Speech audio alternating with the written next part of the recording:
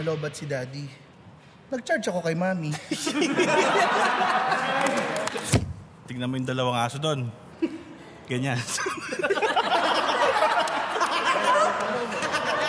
Ay, tanong mo sa mama mo, tsaka kay Ninong Bert.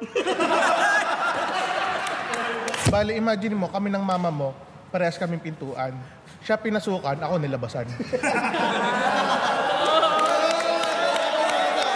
Ay, hindi ko nga alam kung ano pinasok ng nanay mo eh.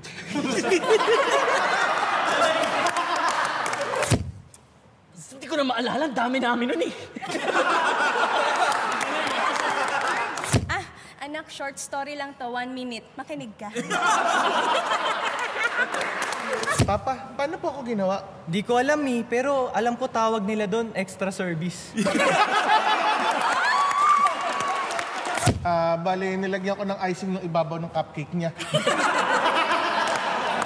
Ganun talaga, anak, pag nagmamahalan yung mga tao. Kala ko nag-sex kayo. Nay, saan ako galing? Hindi ko nga alam, natailang ako nun eh. Hindi ko alam. Ampun ka lang eh. Biniyak mama mo. Nagsayaw kasi yung nanay mo sa ubando. Eh, ang galing mag-twerk, nanggigil ako. Ha? Hindi ko alam eh. Nakatalikod kasi ako eh.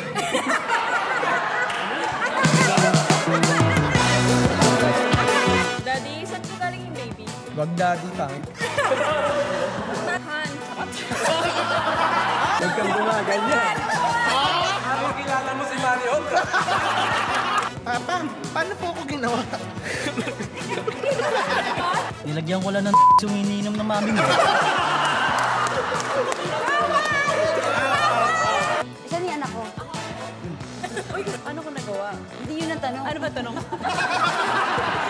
Wait lang ko Daddy, paano po ako ginawa? Gusto mo makilala si Mami Audra? Ay, gwapo na. Ako lang.